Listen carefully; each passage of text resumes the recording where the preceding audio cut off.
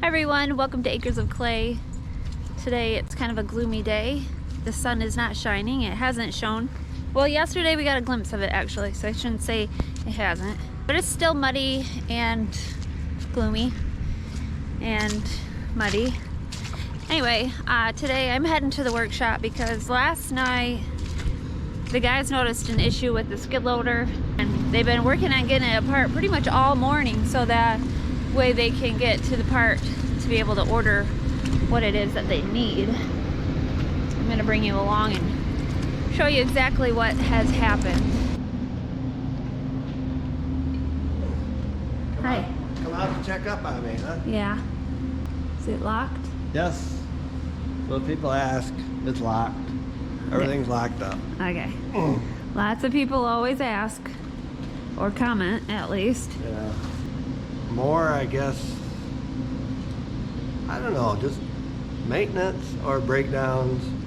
I'm glad this didn't happen when it snowed out. So probably wondering why we have the skid loader cab up and stuff. And so what happened now is that this is your wheel drive motor. And this is pretty good. These are the splines here, but if I go over to the other workbench, I'll grab the other piece that goes to it. So this here is the shaft that attaches to this drive motor shaft. And this here goes inside the housing. They call it the motor carrier housing. So what happened, and I don't know if you're got good enough lighting here or not, but them splines in there, they basically are gone. I see a few. Well, you see the outer start, but in further. Oh. So it was basically just turning, That was just turning inside. Yeah, inside of that. So I'm amazed at how much they get for that shaft from Bobcat. It is $1,689 for this shaft. Just for what? How much of it? The whole thing? Yeah. So we are going to go with a aftermarket shaft, and I'm hoping for the aftermarket one you can get for like I think it's $700. $700. So about half the price. So we're going to try an aftermarket shaft, and that, and then we got to put new bearings on, because if you look at the bearing race, maybe you can't see it from there, but but right here, if you look at that, she's pretty wore into the cone. Yeah, it's hard to probably see this angle, but yeah.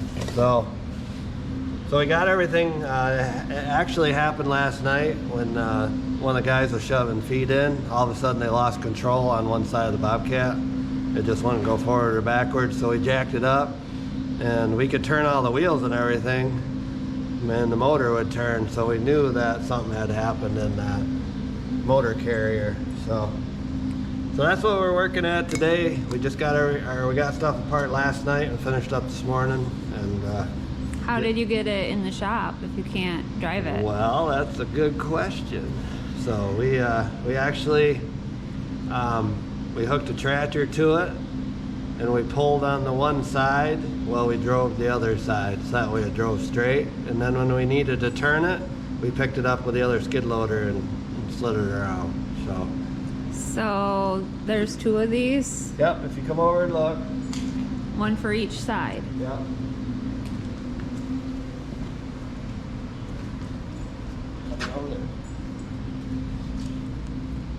So if you look here, the motor carrier, and it's hard to see, but I don't have a flashlight on me. But can you take that lamp down? Is that bothering your light? I can't see nothing. Like, can you get closer with it? There you go. Oh, there you go. So there's a motor, and then the motor carrier is right there, and that drives your two chains. Angle it, there you go.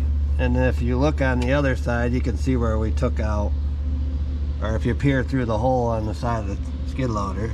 Oh. So that's where that motor carrier went. So that's what we're working on right now. So, it's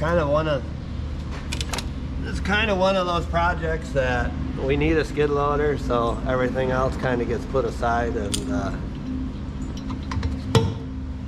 we go to work on this. Yeah, so all three of you guys, Sydney and Ethan, they've all been working on it. Ethan probably is the dirtiest out of all of you. Well, it's a dirty job.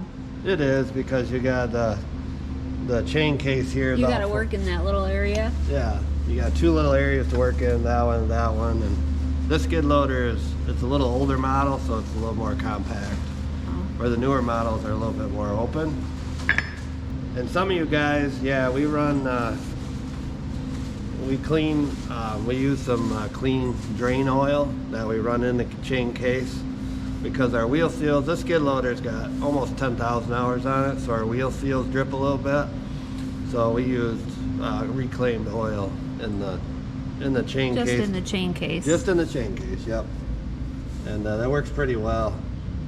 So that way, if it leaks out, which it does, it's not expensive. Why don't you just fix the leak? It's got 10,000 hours on it, so it's the wheel seals, the surfaces there and stuff are not as They're wore. Not as good as new anymore. All right, so this is where the water comes into our farm. We have one well that feeds the main farm, but today, well, last couple days, I've been fighting with our hot water side of things. This is in the parlor. Yep. It's a little bit of a monstrosity. Don't look too close. But anyways, we had a 100-gallon tank that sprung a leak early in 2021. I think we may have even showed a video of welding it or something. Was that 2021? Somewhere there, late 2020, early 2021. We had been through two 100-gallon, 200,000 BTU water heaters in roughly 5 years. So they had just gotten past their warranty period, and they both had sprung a leak underneath, where the heat tubes weld to that bottom plate. They both had sprung a leak. So we're like, well, apparently it's too much firepower or something for the bottom. I don't know. I really don't know. Maybe we just use too much hot water. And our water, we're not softening this water either, so it's very hard water. But anyways, we put this guy in, going on 2.5 years. It's been an interesting one. This is a tankless water heater. Yeah, rated 200,000 BTU. I've got the custom controller that lets it do 185 degree water. But what it's doing is it's sucking out of the old port, or the old thermostat port there. It's got a little temperature regulator with like a cycle switch that once the tank gets down so far, it kicks this pump on, and runs water through the loop back in that tank. It's been relatively flawless. The biggest issue we've had, again, One moment. all the things. The biggest issue we've had with it is just how hard the water is. I've had to clean it out probably once every 2 months or so. So that's been slightly frustrating, but it's like, if you keep up on it, it's been all right. But anyways, on Wednesday, the heat exchanger on it sprung a leak, and a big leak. So as I was cleaning it, so apparently the rust had filled the hole and it gave way. So I had another heat exchanger around, and this is why it looks like it did. We cut a hole in the top and we slapped the other heat exchanger in it. So it's back in business. But for the last month or so, I've been toying with the idea of, hey, what if we add, let me back up. This tank originally was designed for a 75,000 BTU burner. I can get these left and right now. You go to any of the local home improvement stores and get them for like $1,500 or $1,800. For the 200,000 BTU ones, we've been looking at about $6,000. So it's a chunk of change, especially if we can't get them more than 3 years out of them. So I've been looking back at, this is an old tank that we picked up at another farm that we actually bought the milk tank from. We got 2 of these from them, and they're both rated 75,000 BTUs, which it's not enough for what we do and how much hot water we need. They were running 2 of these in tandem, so the hope was that you never drew enough hot water because it would take hours to get it back up. But anyways, this has been doing a good job of bringing this tank up. So this is just like a storage tank for hot water right now, and that's how we've been using it since we've had that. Yep. And that's worked pretty good, other than we do have very rusty hard water. Extremely. There was a point where we did have a water softener in here, and I don't know what happened to that. I don't either. That was years ago. Yeah. But just the sheer amount of water we go through, I mean, each wash cycle, just the wash cycle, or let's say all 4 of the wash cycles together is like almost 200 gallons of hot and cold. So half of that's hot, half of that's cold. And then these our bulk tanks each need, I don't know, 60 gallon? Just to wash them. Yeah, and that's gotta be, it's gotta be going in hot. the tank at 170 degrees. Yeah. So the big issue is like anything you get from the home improvement stores usually won't go over 140. This one will do 160 with the original. But again, it's 75,000 BTUs. The recovery time on it's not very good. But anyways, with all this, like the last month I've been thinking, hey, it's been struggling a little bit. This has been struggling a little bit keeping up this winter. So I've been toying with the idea of what if we put the original burner back in it.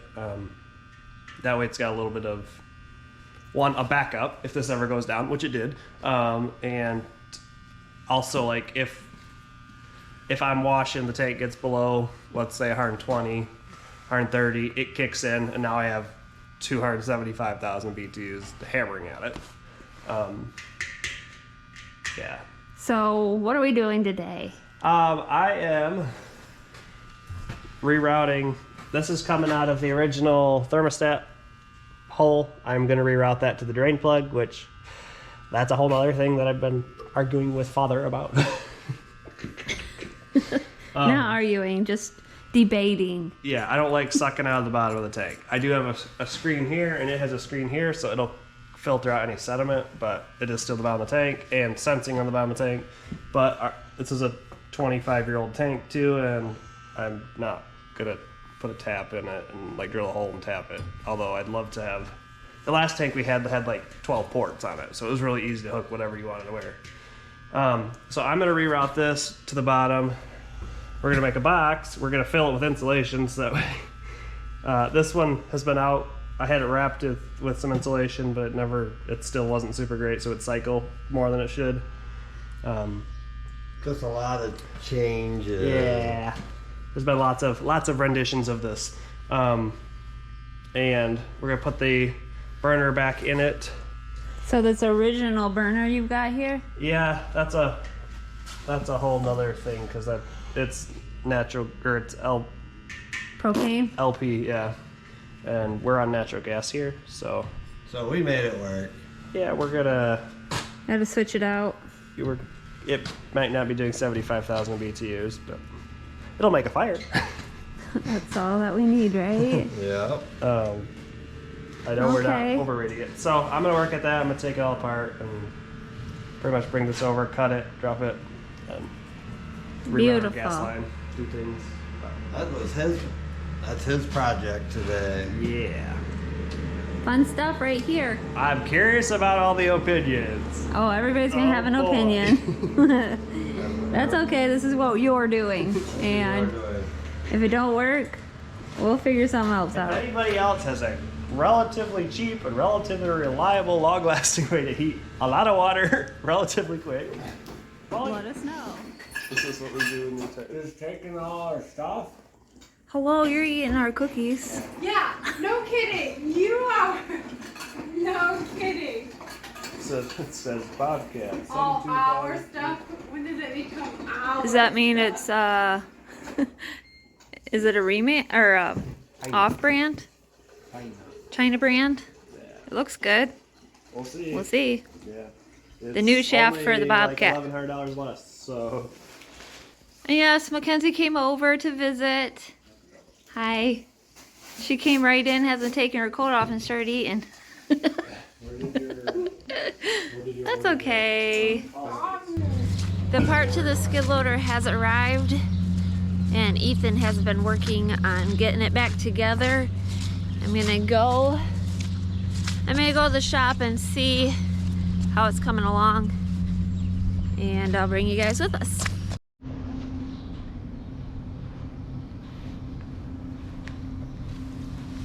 This thing's like 70 pounds. It is? Good thing you're strong.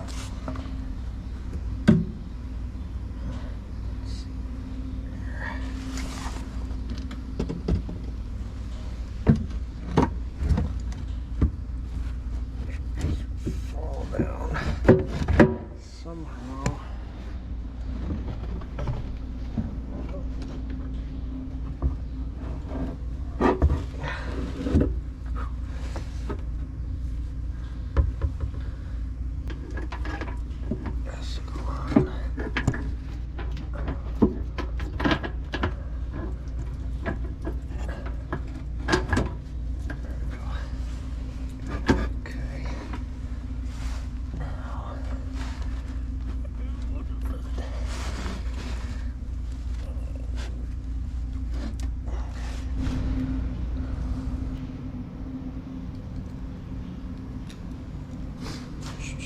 Big pliers.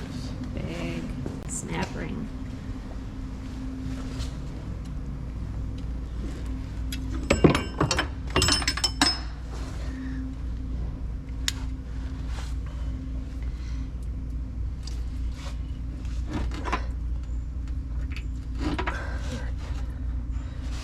It's gonna stay there.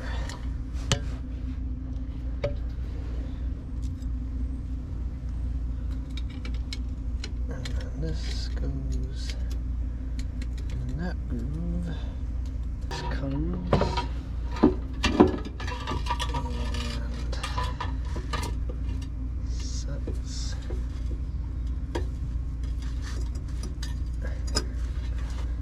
What's that one? Just like a band ring.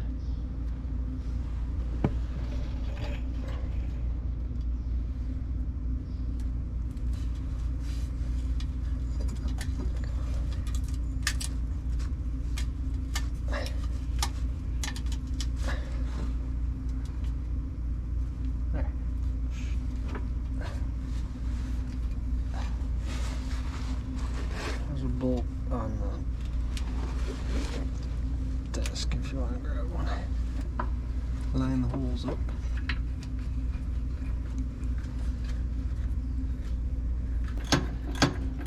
How many bolts are there total? 6.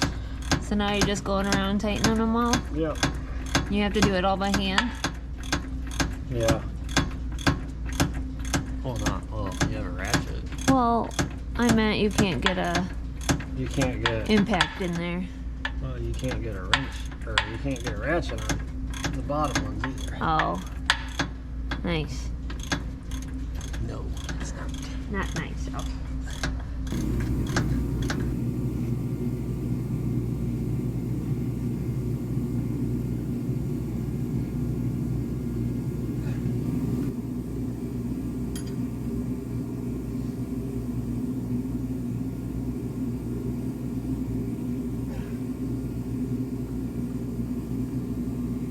We are now, well, we got the carrier put in. Got the carrier put in, so why are you so close to my face? It's not. Yes, it is. It's a wide angle. We're putting drive motor in next, I believe. I hope. Yes, Ethan, you're confident in your work. Oh boy, this is Is that heavier than the other thing? about. Oh.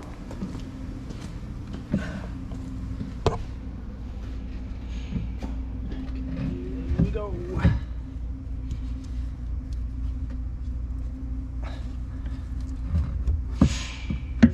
Oof. Oh, there it is. Ow. And we're in. Yay.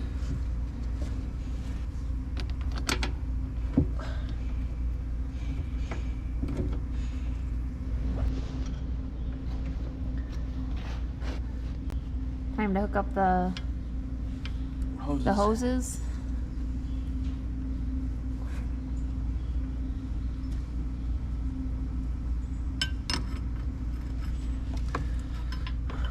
Go to easy. Does it go back together easier or come apart easier? Depends if you know what you're doing. Oh. Did you know what you were doing the first time? No. Oh, now you do? Yeah. Oh, that's good. Runs on hoses. Yep. Oh wait, so do we. We do? How is that? Were you homeschooled? Yeah.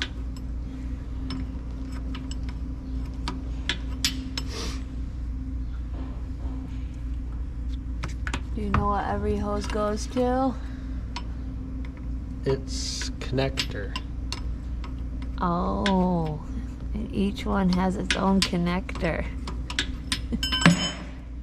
Whoop.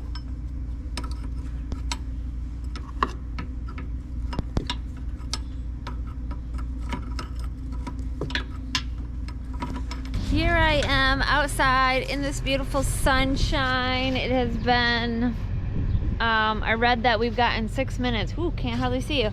I read that we've gotten 6 minutes of sunshine in the last 10 days. And so this really feels really nice. So I better enjoy it while it lasts. Actually, this sunshine gets me motivated to start gardening. So I've been looking at seed catalogs, and I just went through some of my seeds that I have to see what I can plant, and I'm thinking about drawing up my garden plans. Well, yesterday I was in the shop with Ethan, and he was working on that skid loader, getting it all put back together, and I didn't stick around long enough to watch him start it and run it. But the outcome of that is really good because it works. There's no problems, no leaks, no nothing. And Ethan did a really good job getting that replaced and repaired and all the good stuff. We're still left with a lot of mud. I don't know if you can see my driveway, but there's a lot of mud. So now I'm gonna give you an update on the water heater situation that Sydney was working on. Things have been done. I don't remember quite where we left off, but You were working at moving something. yeah. Did we had that going? I believe so. Yeah, we were replumbing things. That's Yeah. what it was. Okay. It's been a week roughly. It hasn't been a week. Yeah. Oh. So anyways, what we did, we ended up doing kind of what we talked about. The original burner is back in its original hole. Like the gas valve's back in its original hole. This thing's almost antique. And then the burner and its pilot is all back in there. You can see the flame. Yeah. Slightly is that too big flame, but safe with the shirt? it's all right. The flame does not exit. Okay. Or hasn't. Let's hope not. But long term, I'm actually planning on building a steel box around all that. So that shouldn't be so flammable. We put a cross in here. This tank only has these two holes here. There are no other holes towards the bottom. And for the tankless up there to do its job well, I'd like to be able to pull cold water, like the coldest, out of the tank and recirculate it and heat it. I didn't want to go in this hole just because it's only an inch off the bottom of the tank, but we're gonna try it and we'll see what it does. We have hard water, so yeah. But anyways, I put a cross in here, so a 4-way. I put a drop pipe on that, so that way I can clean this out every couple days, or open it up and let it drain out every couple days. There's a little thermostat here, which goes to my control box, which turns the little circulation pump on and off based on the tank's temperature. And then, yeah, the top goes up and into that guy. And then usually this guy takes the tank up to 180 degrees. It doesn't run a lot unless it's needed, but if the tank falls below this guy only goes up to 160. So if the tank falls below 160, that guy kicks in. So they both are working in tandem and heating the tank. So it recovers really quick, but it just takes a lot of hot water to do things. So it's like usually if the barn washes, it takes, I think it's 40 or 45 gallon of hot water, ideally at 180 degrees. We got a cat moving in. This is Pinto. This is Kenzie's kitty. Mm-hmm. She hasn't brought it to her house yet because she's not sure about that yet. But She's a naughty cat. we're not naughty. Pinto loves to be by the parlor, and she just doesn't want to attention. explore too much. She just stays. She's like, don't stop petting. Bruh, you'd think that would hurt. I don't feel so nice. I don't know. So anyway, looks like a good fix, and So yeah, we're back in business. We'll see how it goes. I'm anticipating we'll still have to clean that out once every couple months, like we've been, just because of how hard our water is. But yeah. it gives us a little bit of redundancy if that goes down. It gives us a backup, and vice versa. But yeah. Oh, she's purring. She's happy. Pinto, let's see your blue eyes. Pinto, look. See the camera? Oh. Oh no, she's like camera shy. All right, well, thanks for the update. Yeah. Yeah. Anything else you can think of? No. Yeah. I don't know what else to say to it. So.